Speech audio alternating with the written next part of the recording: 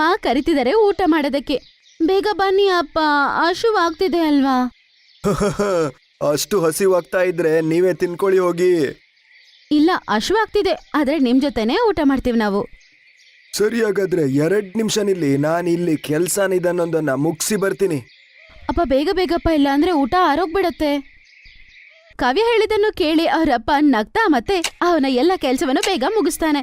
ಈ ಒಂದು ಕತೆ ಹರಿಯಾನ ಇಬ್ಬರು ಹೆಣ್ಮಕ್ಕಳಾದ ಕಾವ್ಯ ಮತ್ತೆ ಕೀರ್ತಿಯದು. ಇಬ್ಬರು ಹೆಣ್ಮಕ್ಕಳು, ಅವರ ಅಪ್ಪ ಹರಿಯ ಮತ್ತೆ ಅವರ ಹೆಂಡತಿ ಗೀತಾ ಎಲ್ಲ ಒಟ್ಟಿಗಿದ್ರು. ಆಮೇಲೆ ಅವರ ಮನೆಯ ಎದುರುಗಡೆನೆ ಅವ್ರದೊಂದು ದೊಡ್ಡ ತೋಟ ಇತ್ತು. ಅದರ ಪಕ್ಕದಲ್ಲೇ ಅವ್ರದೊಂದು ಕೊಳ ಕೂಡ ಇತ್ತು. ಮನೆಗೆ ಹೋಗುವಾಗ ಮಕ್ಕಳು ಹೇಳ್ತಾರೆ, ಅಪ್ಪ ಅಪ್ಪ ಅದು ಏನಂತಂದ್ರೆ ಆ ತೋಟ ಆದ್ರೂ ನಮ್ ಕೆಲ್ಸ ಬರುತ್ತೆ, ಆ ಕೊಳ ಯೂಸ್ ಇಲ್ಲ ಅಲ್ಲ, ಅದನ್ನ ಮಾರ್ಬಿಡ್ಬೋದಲ್ವಾ? ಮಾರ್ಬಿಟ್ಟು ನಮಗೆ ಬೇಕಾದ ಏನೇನಿದೆಯೋ ಅದೆಲ್ಲ ತಗೋಬೋದಲ್ವಾ ಅಪ್ಪ? ಹಾಗೇನು ಮಾಡಕ್ ಹೋಗ್ಬೇಡಿ ಅಮ್ಮ, ಇದು ನಿಮ್ಮ ಅಜ್ಜನ ಕೊನೆಯ ಸಂಪತ್ತು. ತುಂಬಾ ಕಷ್ಟಪಟ್ಟು ಇದನ್ನ ಇವರು ಮಾಡಿದ್ದಾರೆ ಗೊತ್ತಾ? ಅರೇ ನಿಜವಾಗ್ಲೂ ಅವರಿಬ್ರು ಒಟ್ಟಿಗೆ ಸೇರಿ ಮಾಡಿದ್ರ? ಈ ತರ ಮಾತಾಡ್ಕೊಂಡೇ ಅವರಿಬ್ರು ಮನೆಗೆ ಹೋಗ್ತಾರೆ. ಹರಿಯವರ ಹೆಂಡತಿ ಗೀತಾ ಅವ್ರೆಲ್ಲರಿಗೂ ಊಟ ಬಡಿಸ್ತಾರೆ. ಆಮೇಲೆ ಎಲ್ಲರೂ ಒಟ್ಟಿಗೆ ಕುತ್ಕೊಂಡು ಊಟ ಮಾಡ್ತಾರೆ. ಆಮೇಲೆ ಊಟ ಮಾಡುವಾಗ, ಅಪ್ಪ ಆಮೇಲೆ ಏನಾಯ್ತಂತ ಹೇಳಪ್ಪ. ಹಾಗಾದ್ರೆ ಫುಲ್ ಸ್ಟೋರಿ ಕೇಳ್ತೀರಾ? ಅಪ್ಪ ಹೇಳಪ್ಪ. ಹಾಗಾದ್ರೆ ಕೇಳಿ. ನಮ್ಮ ಊರಲ್ಲಿ ತುಂಬಾ ವರ್ಷದ ಹಿಂದೆ ಬರಗಾಲ ಬಂದಿತ್ತು. ತುಂಬಾ ಕಷ್ಟ ಇದ್ದಾಗ ಆ ಟೈಮಲ್ಲೂ ನಿಮ್ಮ ಅಜ್ಜ ಆಸೆನ ಬಿಡ್ಲಿಲ್ಲ. ಮಳೆ ಆಗಿಲ್ದಿರೋ ಕಾರಣ ಯಾರಿಗೂ ಕೆಲ್ಸನೇ ಇರ್ಲಿಲ್ಲ. ಆಮೇಲೆ ಏನಾಯ್ತಪ್ಪ? ಮತ್ತವರು ಆಲೋಚನೆ ಮಾಡಿದ್ರು, ಮುಂದಿನ ಸಲಿ ಹೀಗೆಲ್ಲ ಆಗಬಾರ್ದು, ಅದಕ್ಕೆ ರೆಡಿಯಾಗಿರ್ಬೇಕು ಅಂತ. ಅದಕ್ಕೆ ಅವ್ರದೇ ಹೊಲದಲ್ಲಿ ನೀರಿನ ಕೊಳ ಮಾಡಕ್ ಶುರು ಮಾಡಿದ್ರು. ಒಣಗಿದ ತೋಟದಲ್ಲ ಅಪ್ಪ? ಹೌದಮ್ಮ, ಹೊಲದಲ್ಲೇನೆ. ಮಾಡ್ತಾ ಹೋದ್ರು. ಊರ್ನವ್ರು ಅನ್ಕೊಂಡ್ರು ಹುಚ್ಚ ಆಗಿದಾನಿವ್ನು ಅಂತ. ಹಾಗಿರ್ಲಿಲ್ಲ. ತುಂಬಾ ತಿಂಗಳು ಅವರು ಕೆಲ್ಸ ಮಾಡ್ತಾನೇ ಇದ್ರು. ಮಾಡ್ತಾ ಅದು ದೊಡ್ಡದಾಗಿ ಒಂದು ಕೊಳದ ರೂಪಕ್ಕೆ ಬಂದೋಯ್ತಮ್ಮ. ಆಮೇಲೆ ಅದರಿಂದ ನೀರ್ ಬಂತ ಅಪ್ಪ? ಹಾಗೆ ನೀರು ಬರಲ್ಲಮ್ಮ. ಅವರು ಮಳೆಗಾಲ ಕಾಯ್ತಾ ಇದ್ರು. ಮಳೆ ಬಂತಲ್ವಾ, ಎಲ್ಲರಿಗೂ ಶಾಕು. ಮಳೆ ಆದ ನಂತರ ಆ ಹೊಂಡ ಕೊಳಾಗೋಗಿತ್ತು. ಮತ್ತೆ ತುಂಬಾ ನೀರಿತ್ತದ್ರಲ್ಲಿ. ಆಗ ಹೋಗಿ ಜನರಿಗೆಲ್ಲ ಅರ್ಥ ಆಗಿದ್ದು, ಮಳೆ ನೀರಿನ ಕೊಯ್ಲಿ ಮಾಡಿದ್ದಾರೆ ಅಂತ.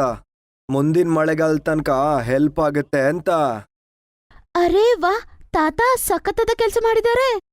ಈಗ ನಿಮ್ಮ ಅಜ್ಜ ಇಲ್ಲ, ಆದ್ರೆ ಅವ್ರು ಕೊಟ್ಟ ಕೊಳ ಇದೆ, ಮತ್ತೆ ಅವ್ರು ಕೊಟ್ಟ ಪಾಠ ಇದೆ. ಕಷ್ಟಪಟ್ಟು ಜೀವನ ಮಾಡಬೇಕು, ಬಿಡಬಾರ್ದು ಅಂತ. ಆಹಾ, ಸರಿಯಾಗಿ ಹೇಳ್ದೆ ಅಪ್ಪ. ಆಹಾ, ಆಯ್ತಾಯ್ತು, ಕತೆನೂ ಮುಗೀತು. ಬೇಗ ತಿನ್ನಿ, ಈ ಊಟನೂ ತಣ್ಣಗಾಗೋಗ್ತಿದೆ. ಅಪ್ಪ, ಅಮ್ಮ ಏನೋ ಕೋಪದಲ್ಲಿದ್ದಾಳನ್ಸತ್ತೆ. ಪರವಾಗಿಲ್ಲಮ್ಮ, ಕಷ್ಟ ಬರುವಾಗ ಬಿಡಬಾರ್ದು. ಬೇಗ ತಿನ್ಕೊಳ್ಳಿ, ಹೆಚ್ಚು ಕಮ್ಮಿ ಆಗಬಾರ್ದಲ್ವಾ? ಕಾವ್ಯ ಮತ್ತೆ ಹರಿಯ ಏನೋ ಮಾತಾಡ್ತಾ ಈ ತರ ನಗ್ತಿರ್ತಾರೆ. ಇದೇ ತರ ತುಂಬಾ ವರ್ಷ ಕಳೆದು ಹೋಗುತ್ತೆ. ತುಂಬಾ ವರ್ಷದ ನಂತರ ಮತ್ತೆ ಆ ಊರಲ್ಲಿ ಬರಗಾಲ ಬಂದ್ಬಿಡುತ್ತೆ. ಎಲ್ಲ ಕಷ್ಟಪಡ್ತಾರೆ. ಪಾಪ ಹರಿಯಾಗೆ ಮೈಯುಷರಿರಲ್ಲ. ಬಿಸಿಲು ಮತ್ತೆ ಮೈಯುಷರಿಲ್ದೆ ಕಾರಣದಿಂದ ಹರಿಯ ಮತ್ತೆ ಆ ಕೊಳ ಇಬ್ರು ಮೋಸವಾದ ಪರಿಸ್ಥಿತಿಯಲ್ಲಿದ್ರು. ಇದೇ ತರ ದಿನ ತುಂಬಾನೇ ಮೋಸ ಆಗ್ತಿತ್ತು. ಆಮೇಲೆ, ಅಮ್ಮ ನೀನು ಏನು ಯೋಚನೆ ಮಾಡ್ಬೇಡ, ಅಪ್ಪನ ನಾವು ಸಿಟಿ ಕರ್ಕೊಂಡೋಗಿ ಅಪ್ಪಗೆ ಎಲ್ಲ ಸರಿ ಆಗೋ ತರ ನೋಡೋಣ. ಆದ್ರೆ ಅದಕ್ಕೆ ತುಂಬಾ ದುಡ್ಡು ಬೇಕಾಗತ್ತಮ್ಮ. ಯಾರತ್ರ ಆದ್ರೂ ದುಡ್ಡು ಕೇಳೋಣಮ್ಮ. ಹೋಗಿ ಸಾವ್ಕಾರ ಹತ್ರ ಒಂದ್ಸಲ ಕೇಳ್ಬರ್ಲಾ? ಅವನು ಸರಿ ಇಲ್ಲ ಅಮ್ಮ ತಾಯಿ, ಸ್ವಲ್ಪ ಭದ್ರ, ಸರಿನಾ? ಸಾವ್ಕಾರರ ಬಳಿ ಹೋಗಿ ಕೀರ್ತಿ ಮನೆಯಲ್ಲಿರುವ ಪರಿಸ್ಥಿತಿಯನ್ನು ಹೇಳ್ತಾಳೆ. ಆಮೇಲೆ ಕೇಳ್ತಾಳೆ, ಆಹಾ, ಹರಿಯ ಒಳ್ಳೆಯವನು. ನಾನ್ ನಿನಗೆ ದುಡ್ಡು ಕೊಡ್ತೀನಿ, ಆದ್ರೆ ಮಾರ್ಗೇಜ್ ಏನಿಡ್ತೀಯಾ? ಹೇಳು. ನಮ್ಮ ಹತ್ರ ಕೊಡೋದಕ್ಕೆ ಒಂದು ಕೊಳ ಬಿಟ್ರೆ ಬೇರೆ ಏನಿಲ್ಲ ಸರ್. ಆ ಕೊಳನ ಹಿಡ್ಕೊಂಡು ನಾನೇನ್ ಮಾಡ್ಲಿ ಅಂತ. ಅದಕ್ಕೂ ದುಡ್ಡು ಸಿಗಲ್ಲ. ಅದಕ್ಕಿಂತ ನೀನು ಜಾಗದ ಕಾಗದ ಕೊಡು, ನಾನ್ ನಿನಗೆ 2 ಲಕ್ಷ ರೂಪಾಯಿ ಕೊಡ್ತೀನಿ. ಅವಳ ಲ್ಯಾಂಡಲ್ಲೂ ಕೊಡಕ್ ಇಷ್ಟಪಡೋದಿಲ್ಲ, ಯಾಕಂದ್ರೆ ಅದನ್ ಬಿಟ್ರೆ ಅವ್ರ ಹತ್ರ ಬೇರೆ ಆಧಾರನೇ ಇರಲ್ಲ.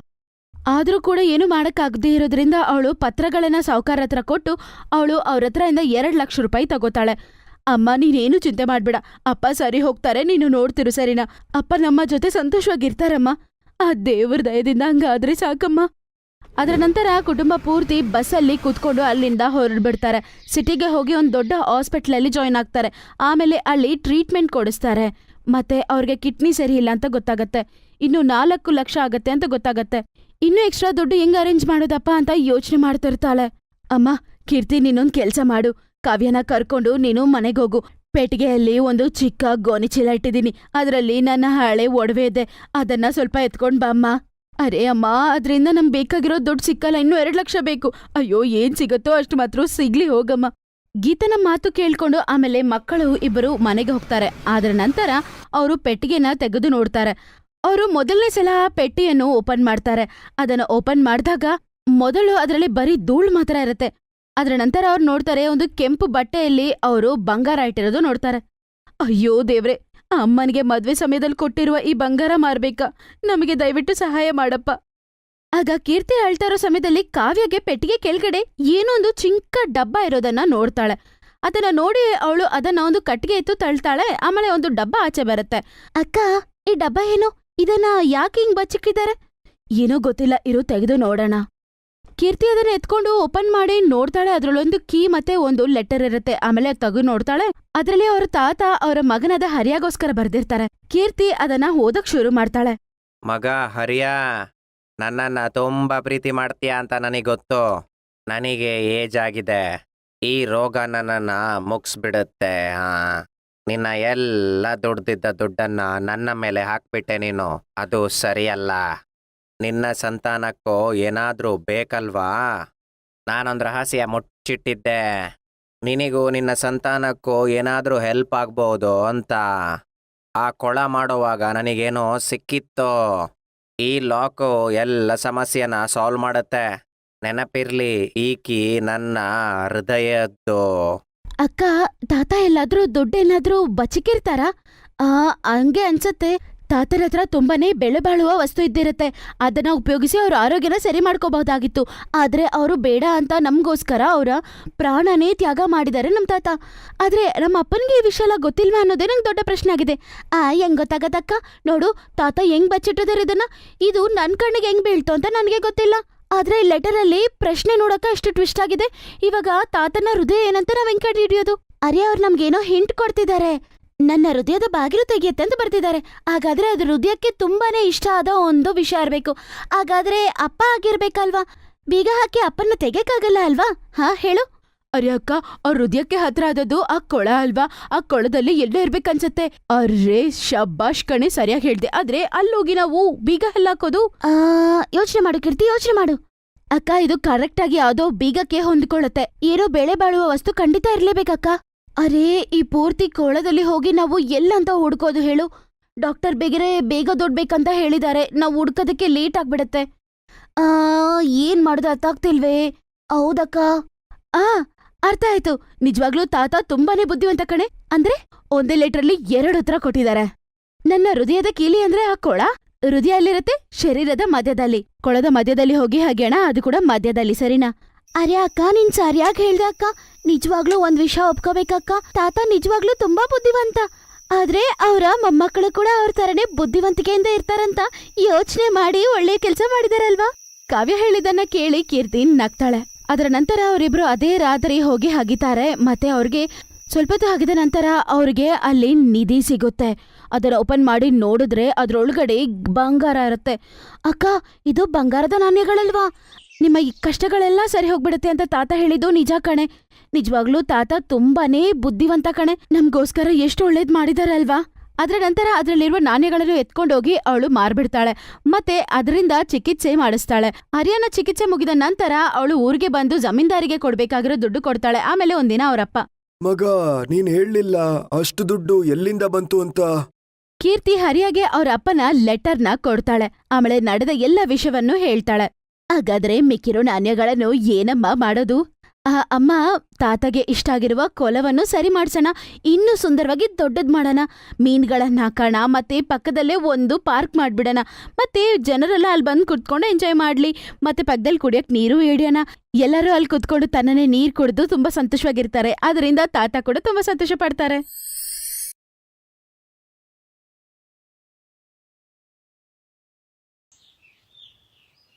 ಸಾಧನಾ ಆ ದೇವಿಯ ಭಕ್ತಳು. ಅವಳಿಗೆ ಯಾವಾಗ ಮದುವೆ ಆದ್ರೂ ಆ ದೇವಿಯ ಕೃಪೆಯಿಂದ ಒಳ್ಳೆ ಹುಡುಗ ಸಿಗ್ತಾನೆ ಅಂತ ಅನ್ಕೋತಾಳೆ. ಅದೇ ರೀತಿ ಸ್ವಲ್ಪ ದಿನದ ನಂತರ ಸಾಧನನ ಲೈಫಲ್ಲಿ ಸಂದೀಪ್ ಬರ್ತಾನೆ. ಸಂದೀಪ್ ಸಾಧನಾನ ಪ್ರೀತಿಸ್ತಾನೆ. ಅವ್ರ ಮನೆಯವ್ರಿಗೂ ಕೂಡ ಸಾಧನ ಅಂದ್ರೆ ತುಂಬಾನೇ ಇಷ್ಟ ಆಗತ್ತೆ. ಸ್ವಲ್ಪ ದಿನದ ನಂತರ ಮದ್ವೆ ಬಗ್ಗೆ ಮಾತಾಡಿ ಅವರು ಮದ್ವೆ ಮಾಡ್ಬಿಡ್ತಾರೆ.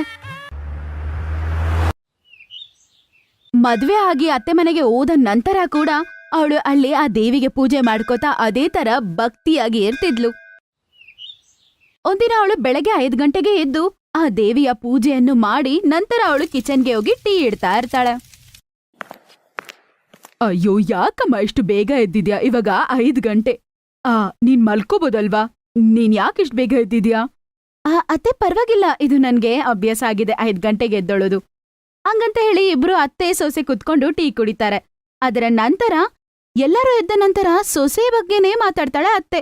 ಅವಳ ಬಗ್ಗೆ ಹೊಗಳ್ತಾ ಇರ್ತಾಳೆ. ಮನೆಯ ಇನ್ನೊಂದು ಸೊಸೆಗೆ ಹೊಟ್ಟೆ ಕಿಚ್ಚು. ಸಾಧನ ತುಂಬಾನೇ ಸಂಸ್ಕಾರ ಉಳ್ಳ ಹುಡುಗಿ. ಈ ತರ ಒಂದು ಹುಡುಗಿ ನಮ್ಮನೆಗ್ ಬರ್ಬೇಕು ಅಂತಾನೆ ನಾನು ಆ ದೇವ್ರನ್ನ ಬೇಡ್ಕೋತಿದ್ದೆ. ಬೆಳಗ್ಗೆ ಎದ್ದು ಪೂಜೆ ಮಾಡಿ ಎಲ್ಲಾರ್ನು ಚೆನ್ನಾಗಿ ನೋಡ್ಕೊಳ್ಳುವ ಹುಡುಗಿ. ಇವತ್ ನನ್ಗಳು ಬಿಸಿ ಬಿಸಿ ಟೀ ಬೇರೆ ಕೊಟ್ಲು. ನಾನು ಇಂಥ ಹುಡುಗಿ ಮನೆಗ್ ಬಂದ್ರೆ ಚೆನ್ನಾಗಿರತ್ತೆ ಅನ್ಕೋತಿದ್ದೆ. ಅದೇ ತರನೇ ಅವಳು ದಿನಾ ಬೆಳಗ್ಗೆ ಎದ್ದು ಪೂಜೆ ಮಾಡ್ತಾಳೆ, ಎಲ್ಲಾರ್ನು ಚೆನ್ನಾಗಿ ನೋಡ್ಕೋತಾಳೆ. ಒಳ್ಳೆ ವಿಷಯನೇ. ಈಗ ಬೆಳಗ್ಗೆ ಬೆಳಗ್ಗೆ ನೀವು ಚಹಾ ಮಾಡ್ಬೇಕಾಗಿಲ್ಲ. ಸಾಧನ ಸೊಸೆ ಬಂದಿದ್ದಾಳೆ, ಇಬ್ರು ಅತ್ತೆ ಸೊಸೆ ಕೂಡಿ ಚಹಾ ಕುಡೀರಿ. ಅಮ್ಮ ಸುಧಾ, ನೀನು ಕೂಡ ಬೆಳಗ್ಗೆ ಎದ್ದೋಳ ಅಭ್ಯಾಸ ಮಾಡ್ಕೊ. ಅದು ತುಂಬಾ ಒಳ್ಳೆ ಅಭ್ಯಾಸ. ನಾನ್ ಏನ್ ಹೇಳ್ತಿದ್ದೆ ಅಂದ್ರೆ, ಕುಳ್ಗುರು ಮತ್ತೆ ಅವರ ಶಿಷ್ಯಂದರು ಬರ್ತಿದ್ದಾರೆ. ಅಮ್ಮ ಸೊಸೆ, ನೀನು ಚೆನ್ನಾಗ್ ಕೇಳ್ಕೊ. ನಮ್ ಮನೆಯ ಹೊಸ ಸೊಸೆನೆ ಅವ್ರಿಗೆ ಪ್ರಸಾದ ಮಾಡ್ಬೇಕು. ಇದೇ ನಮ್ಮ ಮನೆಯ ಆಚಾರ. ನೀನು ಅದೇ ತರ ನಡ್ಕೋಬೇಕು, ಆಯ್ತಾ? ಅವ್ರಿಗೋಸ್ಕರ ರುಚಿಯಾಗಿ ಪ್ರಸಾದ ಮಾಡು. ನಾನ್ ನಿನಗೆ ಈ ಜವಾಬ್ದಾರಿಯನ್ನು ಕೊಡ್ತಿದ್ದೀನಿ. ಅಮ್ಮ, ನಾನು ಖಂಡಿತ ನನ್ ಕೈಲಾದಷ್ಟು ಚೆನ್ನಾಗ್ ಮಾಡ್ತೀನಿ. ನಾನು ನನ್ನ ಜವಾಬ್ದಾರಿಯನ್ನು ಸರಿಯಾಗಿ ಮಾಡ್ಬೇಕಂತ ಆಶೀರ್ವಾದ ಮಾಡಿ. ಅಪ್ಪ, ನೀವ್ ಕೂಡ ನನ್ಗೆ ಆಶೀರ್ವಾದ ಮಾಡಿ. ಬಂದಿದ ತಕ್ಷಣ ನಾಟಕಗಳು ಶುರು ಮಾಡ್ಬಿಟ್ಲಮ್ಮ. ನಾನ್ ನಿನ್ನನ್ ಬಿಡಲ್ಲ ಕೆಲ್ಸ ಮಾಡಕ್ಕೆ. ಎಲ್ಲ ಕೆಲ್ಸ ನಾನೇ ಮಾಡ್ತೀನಿ, ನೋಡ್ತಾ ಇರು. ಸುಧಾ, ನಾನು ಎಷ್ಟೊತ್ತಿಂದ ನಿನ್ನ ಹತ್ರ ನೀರ್ ಕೇಳ್ತಾ ಇದ್ದೀನಿ, ನೀನೇನ್ ಮಾಡ್ತಾ ಇದೀಯ? ಅಬ್ಬಾ, ಬರ್ತಾ ಇದೀನ್ರಿ. ಯಾವಾಗ್ಲೂ ನನ್ನಿಂದನೇ ಬಿದ್ದಿರ್ತೀರಾ. ಒಂದ್ ಗ್ಲಾಸ್ ನೀರ್ ಕೂಡ ಎತ್ಕೊಂಡ್ ಕುಡಿಯಕ್ಕಾಗಲ್ವಾ ನಿಮ್ಗೆ? ಎಲ್ಲರೂ ಪೂಜೆಗೆ ತಯಾರಿ ಮಾಡ್ತಿರ್ತಾರೆ. ಎಲ್ಲರೂ ಕುಲ್ಗುರು ಬರೋದಕ್ಕೋಸ್ಕರ ಕಾಯ್ತಾ ಇರ್ತಾರೆ. ಅಮ್ಮ, ಈ ಪೂಜೆ ಸಾಮಾನ್ ಮತ್ತೆ ಹೂ ತಂದಿದ್ದೀನಿ. ಇನ್ನೇನಾದ್ರೂ ಬೇಕಾದ್ರೆ ನನಗೆ ಹೇಳಿ. ಎಲ್ಲ ರೆಡಿಯಾಗಿದೆ. ಪೂರಿ ಮಾಡೋದಕ್ಕೆ ತುಪ್ಪ ಮತ್ತೆ ಎಣ್ಣೆ ಬೇಕಾಗಿದೆ, ಅದು ಮಾತ್ರ ತಗೊಂಡ್ ಬಾ. ಅದನ್ನ ಕಿಚನಲ್ಲಿ ಇಟ್ಬಿಡಿ. ಹಂಗಂತ ಹೇಳಿದ ತಕ್ಷಣ ಸಂದೀಪ್ ಗೀ ಪ್ಯಾಕೆಟ್ ಮತ್ತೆ ಅವ್ರಿಗೆ ಬೇಕಾಗಿರುವ ಎಣ್ಣೆ ತಗೊಂಡ್ ಬಂದು ಹೆಂಡ್ತಿಗೆ ಕೊಡ್ತಾರೆ. ಕೊಡಿ ಸಂದೀಪ್ ಅವ್ರೆ, ನಾನಿದನ್ನ ಎತ್ಕೊಂಡೋಗಿ ಕಿಚನಲ್ಲಿ ಇಡ್ತೀನಿ, ಆಯ್ತಾ? ನೀವು ನಿಮ್ ಅಣ್ಣನ್ ಜೊತೆ ಹೋಗಿ ಆಚೆ ಅವ್ರು ಬರ್ತಾರೇನೋ ನೋಡ್ತೀರಿ. ಸರಿ ಅದ್ಗೆ, ನೀವು ಇದನ್ನೆಲ್ಲ ಸಾಧನ ಹತ್ರ ಕೊಡಿ. ಸುಧಾ ಗೀ ಮತ್ತೆ ಆ ಎಣ್ಣೆನೆ ತಗೊಂಡ್ ಹೋಗ್ತಾಳೆ ಮತ್ತೆ ಅಲ್ಮಾರಿಯಲ್ಲಿ ಬಚ್ಚಿಡ್ತಾಳೆ. ಅದು ಮಾತ್ರ ಅಲ್ದೆ ಕಿಚನಲ್ಲಿ ಇದ್ದೋರದ್ದು ಎಲ್ಲ ಎತ್ಕೊಂಡ್ಬಂದು ಅವಳು ಬಚ್ಚಿಟ್ಬಿಡ್ತಾಳೆ. ಈಗ ಪ್ರಸಾದ ಮಾಡೋ ಸಮಯ ಬರುತ್ತೆ. ಸಾಧನ ಹೋಗಿ ನೋಡ್ತಾಳೆ, ಅಲ್ಲಿ ಎಣ್ಣೆ ಇರೋದಿಲ್ಲ, ತುಪ್ಪ ಇರೋದಿಲ್ಲ, ಏನೂ ಇರಲ್ಲ. ಅಮ್ಮ ಸೊಸೆ ಎಲ್ಲ ಪ್ರಸಾದ ಮಾಡಾಯ್ತು. ಬರೀ ಪೂರಿ ಮಾತ್ರ ಮಾಡ್ಬೇಕು ನಮ್ಮ ಸಂಪ್ರದಾಯ ಪ್ರಕಾರ. ಅದನ್ನ ನೀನೇ ಮಾಡ್ಬೇಕು. ನಾನು ಹೋಗ್ತಿದ್ದೀನಿ, ಮಾವ ಕರೀತಿದ್ದಾರೆ, ಗುರುಗಳು ಬಂದಿದಾರನ್ಸತ್ತೆ. ನೀನು ಬೇಗ ಪ್ರಸಾದ ಮಾಡ್ಬಿಟ್ಟು ಬಾ, ಆಯ್ತಾ? ಸಾಧನ, ನನ್ ತುಪ್ಪ ಮತ್ತೆ ಎಣ್ಣೆ ಸುಧಾ ಅತ್ತಿಗೆ ಹತ್ರ ಕೊಟ್ಟೆ. ಅವ್ರು ನಿನಗ್ ಕೊಟ್ರಲ್ಲ, ಬಂದೇಮಾ. ಅಯ್ಯೋ, ಅಕ್ಕ ಹತ್ರ ಕೊಟ್ಟಿದ್ರಲ್ವಾ ನೀವು ನೆಯ್ಯಿ ಮತ್ತೆ ತುಪ್ಪ. ಅಯ್ಯೋ, ನಾನ್ ಬೇಜಾರಾಗ್ಬಿಟ್ಟೆ ನೋಡಿ. ಸುಧಾ ಅಕ್ಕ, ಅಯ್ಯೋ ಎಲ್ಲಿದ್ದೀರಾ? ಓ, ಇಲ್ಲಿದ್ದೀರಾ ಅಕ್ಕ. ಎಣ್ಣೆ ಮತ್ತೆ ತುಪ್ಪ ಎಲ್ಲಿಟ್ಟಿದ್ದೀರಾ? ಅಲ್ಲೇ ಇರ್ಬೇಕು, ನನ್ಗೇನ್ ಗೊತ್ತು. ಸರಿ, ಮಾವ ಕರೀತಿದ್ದಾರೆ, ನಾನ್ ಹೋಗ್ತಿದ್ದೀನಿ. ನೀನ್ ಬೇಗ ಪೂರಿ ಮಾಡ್ಬಿಟ್ಟು ಅಲ್ಬಾ, ಅಲ್ ಬಂದೆಲ್ಲ ಕಾಯ್ತಿದ್ದಾರೆ. ಈಗೇನ್ ಮಾಡ್ಲಿ? ತುಪ್ಪ ಗೀ ಇಲ್ದೇ ಇದ್ರೆ ಅಲ್ಲೇ ಹೋಗಿ ಎಲ್ಲಾರ್ ಮುಂದ್ರು ನಾನು ಕೇಳಕ್ಕಾಗತ್ತಾ? ಅಯ್ಯೋ ದೇವಿ, ಅಮ್ಮ ನೀನೇ ನನ್ನ ಕಾಪಾಡ್ಬೇಕು. ನಾನಿವತ್ ನಿನ್ ಮೇಲೆ ನಂಬಿಕೆ ಇಟ್ಟು ನೀರಲ್ಲೇ ಪೂರಿಗಳನ್ನ ಮಾಡ್ತೀನಿ. ಆದ್ರೆ ನೀನ್ ಕಾಪಾಡ್ತಿ ಅಂತ ನಂಬಿಕೆ. ನಾನ್ ನಿನ್ ಮೇಲೆ ನಿಜವಾದ ಭಕ್ತಿಯನ್ನು ಇಟ್ಟಿದ್ರೆ ನೀನು ಚಮತ್ಕಾರ ಮಾಡು ತಾಯಿ. ಎಷ್ಟಾದ್ರೂ ನಿಮ್ಮ ದೇವಿಯನ್ನು ಬೇಡ್ಕೋ. ನಿನ್ ದೇವಿ ನಿನ್ಗೆ ಸಹಾಯ ಮಾಡಲ್ಲ. ಇವತ್ತು ಪೂರಿಗಳನ್ನು ಮಾಡಕ್ಕಾಗ್ದೆ ಎಲ್ಲಾರ್ ಮುಂದೆ ಅವಮಾನ ಆಗ್ಬೇಕು. ನಿನ್ಗೆ ಚೆನ್ನಾಗ್ ಬುದ್ಧಿ ಕಲ್ಸ್ಬೇಕನ್ನೋದೇ ನನ್ ವಿಷಯ. ಹಂಗಂತ ಹೇಳ್ತಾಳೆ. ಆದ್ರೂ ಸಾಧನ ನೀರಲ್ಲಿ ನಂಬಿಕೆಯಿಂದ ಪೂರಿ ಮಾಡ್ತಾಳೆ. ಆ ದೇವರು ಚಮತ್ಕಾರ ಮಾಡ್ತಾಳೆ. ಆ ಪೂರಿ ಆ ನೀರಲ್ಲೇ ಉಬ್ಕೊಂಡ್ ಬರುತ್ತೆ. ಅದನ್ನ ನೋಡಿದ ತಕ್ಷಣ ಚಿಕ್ಕ ಸೊಸೆ ಆನಂದದಿಂದ ಕಣ್ಣಲ್ಲಿ ನೀರ್ ಬರುತ್ತೆ. ಆದ್ರೆ ದೊಡ್ಡ ಸೊಸೆಗೆ ಕಣ್ಣಲ್ಲಿ ಅದನ್ನ ನೋಡಿ ರಕ್ತ ಬರುತ್ತೆ. ಅವಳ ಕೈಯಲ್ಲಿ ನಂಬಕ್ಕೆ ಆಗೋದಿಲ್ಲ. ಏನ್ ಚಮತ್ಕಾರ ನಡೀತಿದೆ ಅಂತ ಆಶ್ಚರ್ಯ ಆಗತ್ತೆ. ಸ್ವಲ್ಪ ತಲೆ ಪೂರಿಗಳನ್ನು ಮಾಡಿ ಎತ್ಕೊಂಡೋಗ್ತಾಳೆ. ಮತ್ತೆ ಗುರುಗಳಿಗೆ ಅವರ ಶಿಷ್ಯರಿಗೆ ಅವಳು ಬಡಿಸ್ತಾಳೆ. ಮಹಾರಾಜ, ಇವಳು ನಮ್ಮ ಚಿಕ್ಕ ಸೊಸೆ ಸಾಧನ, ಸಂದೀಪಿನ ಹೆಂಡ್ತಿ ಇವಳು. ನಮ್ಮ ಸಂಪ್ರದಾಯದ ಪ್ರಕಾರ ಇವಳೆ ನಿಮ್ಗೆ ಪೂರಿ ಮಾಡಿರೋದಿವತ್ತು. ಆಗ ನಾನ್ ತುಂಬಾ ಕಡೆ ಎಣ್ಣೆಲ್ ಬೆಂದಿರೋ ಪೂರಿ ತಿಂದಿದ್ದೇನೆ. ಆದ್ರೆ ಮೊದಲನೇ ಬಾರಿಗೆ ನೀರಲ್ಲಿ ಬೆಂದಿರೋ ಪೂರಿ ತಿಂದಿದ್ದೇನೆ. ನೀರಲ್ಲಿ ಬೆಂದಿರೋ ಪೂರಿನ ಮಹಾರಾಜ್? ಏನಮ್ಮ, ನಾನ್ ಸರಿಯಾಗಿ ಹೇಳ್ತಾ ಇದ್ದೀನಲ್ಲ? ನಿನ್ ಮೇಲೆ ದೇವಿದು ತುಂಬಾ ಕೃಪೆ ಇದೆ. ಇವತ್ತು ಕಷ್ಟದ ಸಮಯದಲ್ಲಿ ನಿನ್ಗೆ ಅವರು ಸಹಾಯ ಮಾಡಿದ್ರಲ್ಲ? ಹೌದು ಸ್ವಾಮಿಗಳೇ, ನೀವು ಹೇಳ್ತಿರೋದು ನಿಜ. ನಿಮಗೆ ಎಲ್ಲ ಗೊತ್ತು, ಆ ದೇವರ ಕೃಪೆ ಇಲ್ದಿದ್ರೆ ಇವತ್ತು ನಾನ್ ನಿಮ್ಗೆ ಪೂರಿಯನ್ನು ಮಾಡ್ಕೊಂಡ್ ತಂದು ಕೊಡಕ್ಕಾಗ್ತಿರ್ಲಿಲ್ಲ. ಸಾಧನ ತುಂಬಾ ಒಳ್ಳೆಯವಳು. ದೇವಿ ಮಾ ಯಾರ ಜೊತೆ ಇರ್ತಾಳೋ ಆ ಭಕ್ತೆ ಯಾವತ್ತೂ ಸತ್ಯದ ಮಾರ್ಗದಲ್ಲಿ ಹೋಗ್ತಾರೆ. ಮತ್ತೆ ದೇವಿ ಮಾತೆ ಕೂಡ ಕಷ್ಟದ ಸಮಯದಲ್ಲಿ ಆ ಭಕ್ತರ ಸಹಾಯ ಮಾಡ್ತಾಳೆ. ಹಾಗಾಗಿ ಇಲ್ಲಿರೋರ್ಗೆಲ್ಲ ನಾನು ಏನ್ ಹೇಳಕ್ ಬಯಸ್ತೀನಿ ಅಂದ್ರೆ, ನೀವು ಸಾಧನಗೆ ಯಾವುದೇ ರೀತಿಯ ತೊಂದರೆ ಕೊಡೋಕೆ ಹೋಗ್ಬೇಡಿ. ಈಕೆ ಗುಣಗಳನ್ನ ಅರ್ಥ ಮಾಡ್ಕೊಳ್ಳಿ ಮತ್ತೆ ಹಾಗೆ ಸಹಾಯ ಮಾಡಿ, ಮತ್ತೆ ದೇವಿ ನಿಮ್ಗೆ ಕೃಪೆ ತೋರಿಸ್ತಾಳೆ. ಒಬ್ಬ ತಂಗಿ ರಾಮ್ ಪ್ರಸಾದ್, ಇವತ್ತು ನಿಮ್ಮ ಮನೆ ಊಟ ಮಾಡಿ ನಾವು ತುಂಬಾ ಸಂತೃಪ್ತರಾಗಿದ್ದೀರಿ. ತುಂಬಾ ತೃಪ್ತಿಯಾಗಿದೆ. ದೇವಿ ಮಾತೆಯ ಕೃಪಾ ನಿಮ್ಮ ಮೇಲೆ ಇರ್ಲಿ. ಜೈ ಮಾತಾ ದಿ. ಗುರುಗಳು ಹೋಗ್ತಾ ಹೋಗ್ತಾ ಸುಧಾಗೆ ಬುದ್ಧಿ ಕಲ್ಸೋಗ್ತಾರೆ. ಅವಳಿಗೆ ಅವಳು ಮಾಡೋ ತಪ್ಪಂತ ಅರ್ಥ ಆಗತ್ತೆ. ನನ್ನನ್ನ ದಯವಿಟ್ಟು ಕ್ಷಮಿಸಿ. ನಾನು ಹೊಟ್ಟೆ ಕಿಚ್ಚಿಂದ ತುಂಬಾ ದೊಡ್ಡ ತಪ್ಪು ಮಾಡ್ಬಿಟ್ಟೆ. ನಾನು ಹೊಟ್ಟೆ ಕಿಚ್ಚಿಂದ ನಿನ್ಗೆ ಅನ್ಯಾಯ ಮಾಡ್ಬೇಕನ್ಕೊಂಡೆ.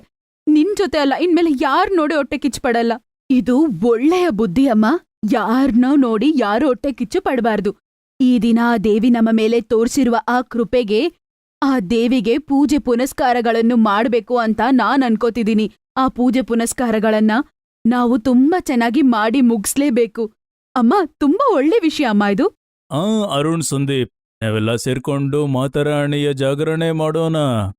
ಎಲ್ಲರೂ ಸೇರಿ ಮಾತಾದೇವಿಗೆ ಪೂಜೆ ಪುನಸ್ಕಾರಗಳನ್ನು ಮಾಡ್ತಾರೆ. ಆಮೇಲೆ ಸುಧಾ ಚಿಕ್ಕ ಸೊಸೆಯ ಜೊತೆ ತುಂಬಾ ಚೆನ್ನಾಗಿ ಇರಕ್ಕೆ ಶುರು ಮಾಡ್ತಾಳೆ.